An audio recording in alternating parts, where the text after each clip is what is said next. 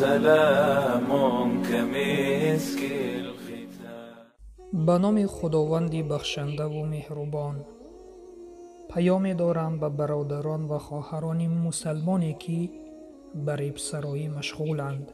برادر و خواهری که با ریبسرایی مشغول هستی، به تو یک سوال می دهم. این سوال را به نفس خود، به قلب خود بده. آیا خداوند و رسولش از این کاری تو راضی هستند؟ آیا خداوند و رسولش از این ریبسرایی تو راضی هستند یا نه؟ و خودی تو می دانی که جواب این است که نه خدا راضی است و نه رسول راضی است. پس برادر و خواهرم، برای چی تو این کار را انجام می دهی؟ برای عزت، برای مشهور شدن، یا برای پول و مال دنیا؟ بدان که اگر با این راه در پی رزق باشی، این کار حرام است. و اگر این کار حرام را به خاطر الله ترک کنی، خداوند از دیگر جایها به تو رزق می دهد. و اگر تو این کار را برای مشهور شدن، برای عزت انتخاب کرده باشی، بدان که در این عزت نیست. در این شرمندگی در روز قیامت است.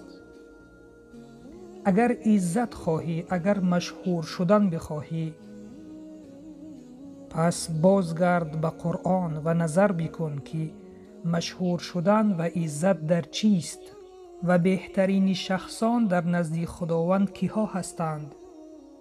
الله متعال می فرماید: اعوذ بالله من الشیطان الرجیم، ان اکرمکم عند الله اتقاکم. یعنی به درستی که اکرمترین شما، گرامیترین شما نزد خداوند با تقواترین شماست. پس تنها تو می توانی با تقوای خود در نزد خداوند گرامیتر باشی از دیگران، نه به سراییدن ریب. پس توبه بکن، باز بگرد. الان هم فرصت داری. آن ریب سرایانی که از دنیا گذشتند، توبه نکرده از این دنیا گذشتند، درس برای تو شوند.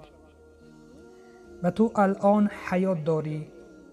یک بار فکر بکن، آیا خداوند از این کاری تو راضی است؟ آیا پیامبر راضی است؟ بله، راضی نیستند. همه ما میدانیم که راضی نیستند. پس این کار را الان ترک بکن و توبه بکن، بازگرد به سوی خداوند، به درستی که خداوند توبه پذیر است و بخشیدن را دوست می دارد. برادران و خواهرانی که به ریبسرایی مشغول هستید، این را بدانید که این پیام ما برای شما تنها از برای الله است.